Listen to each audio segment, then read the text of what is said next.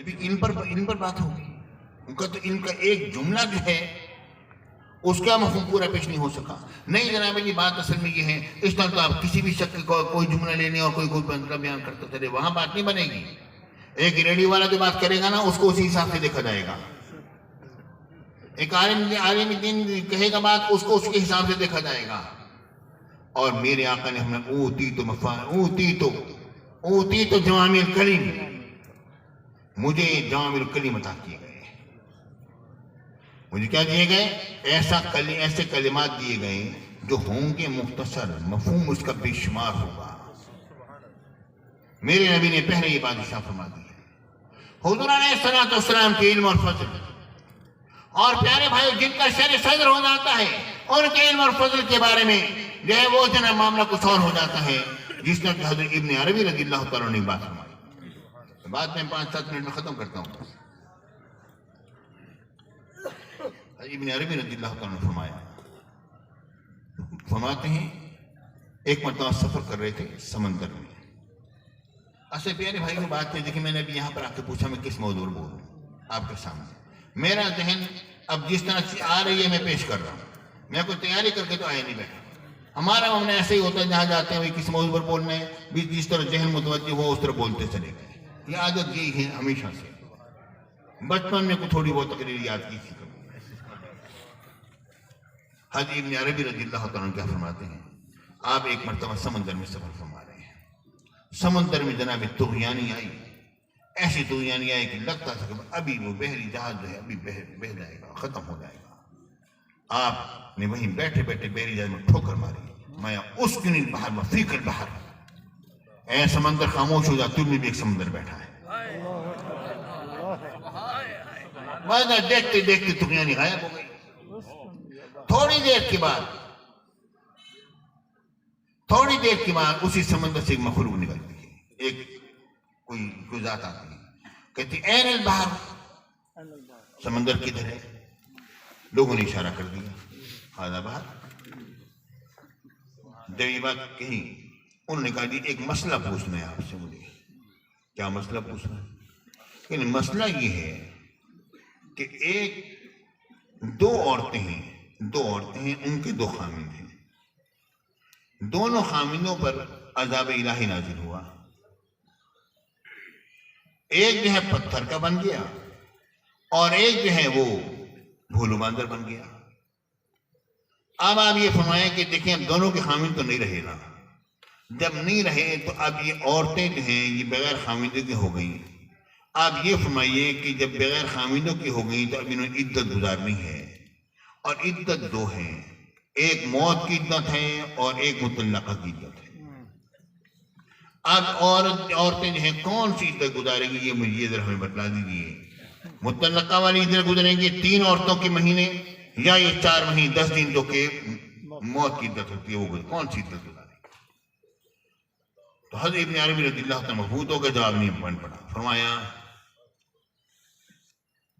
تو اس مخلوق نے کہا مجھے اللہ تعالیٰ نے بھیجا ہے، آپ نے بہت بڑا جملہ کہہ دیا تھا، اپنے آپ کو سمندر کہہ دیا تھا. رب نے فرمایا یہ بڑا جملہ ہے، لاش تو ہم نے آپ کی رکھ لی ہے مگر جملہ بہت بڑا ہے. اچھا یہ بات ہو گئی. اس کے بعد انہوں نے کہا جواب تو دیتی جاؤ. جننی تھی، اس کا نام اپنے اساتذہ میں جننی کا نام تحریر فرماتے ہیں، وہاں پر فرماتے ہیں جواب تو دیتی جاؤ. اس نے کہا جواب سنو. جواب اس کا یہ ہے کہ جس عورت کا خامد پتھر کا بن گیا ہے وہ تو عدت گزارے گی مرنے والے کی، کیونکہ وہ مر گیا. جس کا حیوان کی صورت میں بھولو باندر کی صورت میں موجود ہے وہ گزارے گی مطلقہ کی، کیونکہ اس کا خامد کسی بھی صورت میں زندہ موجود تو ہے نا.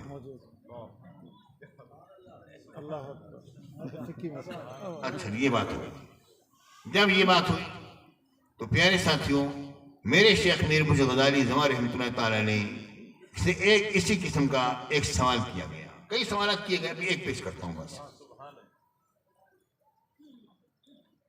سوال یہ پیش کیا گیا، ہوا ماجرا یہ ہوا کہ گھوٹکی کے علاقے میں ایک ہندو اور ایک مسلمان ایک کمرے میں بیٹھے ہوئے تھے. آگ لگی، دونوں جھلس گئے، پہچان شناخت نہیں ہوتی تھی ہندو کون ہے اور مسلمان کون ہے. ہندو کہتے تھے ہمارا مردہ ہمارے حوالے کرو ہم نے جلانا ہے، مسلمان کہتے تھے ہمارا مردہ ہمارے حوالے کرو ہم نے دفنانا ہے، کہیں ہندو دفنایا جائے نہ جائے اور کہیں مسلمان جلایا نہ جائے، اب کیا کیا جائے؟ یہ معاملہ جب وہاں پر جب پیش آئے گھوٹکی کے علاقے میں، تو پیر بھورر سنگھ، پیر اور پھرچونڈی پیر بھورر سنگھ عبدالرحمن بھورر سنگھ رحمۃ اللہ تعالی علیہ موجود تھے. ان دنوں بوڑھے تھے، لیکن میرے شیخ میرے مرشد غزالی زمان بالکل نوجوانی کی عمر میں تھے، 20-22 سال کی ان کی عمر تھی، اور جنابی علی اس عمر میں تھے. تو وہاں ان سے بڑی محبت فرماتے تھے وہ. انہوں نے کہا اس سوال کا جواب تو کاظمی صاحب ہی دیں گے. آپ نے اس کاتب کو بلایا اور کہا لکھو، اور جناب سوال لکھوایا گیا. اور پھر جب لے کر چلا تو معلوم ہوا کہ صادق آباد ہی کے علاقے میں کہیں پر آپ تقریر کرنے کے لیے آئے ہوئے ہیں. جناب علی وہ جناب کاتب پہنچ گیا تو میرے شیخ کی بارگاہ میں پیش کیا گیا. حضور اس کا کیا جواب ہے؟ آپ نے تھوڑی سی دیر کے لیے سر کو جھکایا، آدھے منٹ کے 1 منٹ کے لیے، اور پھر اسی خط کے دوسری طرف جواب تحریر کرنا شروع کیا. فرماتے ہیں بڑی کڑاہی لے لی جائے اور پانی کو تول لیا جائے، ایک مردے کو اس میں رکھ کر اوپر سے پانی بہایا جائے، اس پانی کو نکال لیا جائے، دوسرے مردے کو اسی طرح کیا جائے، اس کا پانی بھی نکال لیا جائے.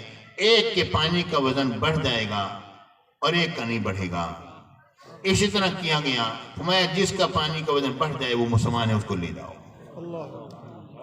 پیارے ساتھیوں، یہ معاملہ کیا تھا؟ اصل میں اعمال تولے جائیں گے اور اعمال صالحہ کا وزن ہوتا ہے.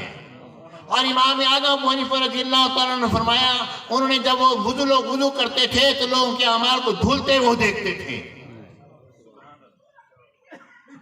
بات سمجھ آ رہی ہے نہیں آ رہی آپ کو؟ ٹھیک ہے نا پیارے بھائیو، یہ شرع صدر کی بات ہوتی ہے. اللہ رب العالمین کا شرع صدر کر دے بڑی بات ہوتی ہے. علم ہے. علم جس وقت کے سینے میں آتا ہے تو دل کو روشن کرتا ہے، اور جس وقت کے ایک عالم دین جب صوفی بھی بن جاتا ہے تو تمام علوم اور فنون اس کے سینے میں موجود ہوتے ہیں. وہ عالم جو صوفی نہیں ہے وہ عالم دین تو ہے لیکن ایک بڑی نعمت سے محروم ہے. وہ صوفی جو عالم دین نہیں، وہ صوفی نہیں ہے. صوفی اس وقت بنتا ہی نہیں جب تک کہ یہ حضور کی حدیث اور قرآن کا علم اس کے اندر نہ آئے. یہ چاہے پڑھنے سے آئے یا بغیر پڑھے آئے، جس طرح کہ حضرت سلطان باہو نے بغیر پڑھے اللہ نے ان کو علم عطا فرما دیا. ان کے کتاب لکھا ہے، فرماتے ہیں قال رسول اللہ صلی اللہ علیہ وسلم. بہرحال علم کا دعویٰ کرنا بہت بڑی بات ہے. حضرت غوث اعظم نے دعویٰ فرمایا فمن فی اولیاء اللہ مثلی ومن فی العلم والتصریف حالی. آپ کا دعویٰ ایسا تھا جس پر رب العالمین نے کچھ نہیں فرمایا، قبول فرمایا، یعنی آپ اس منصب پر فائز تھے.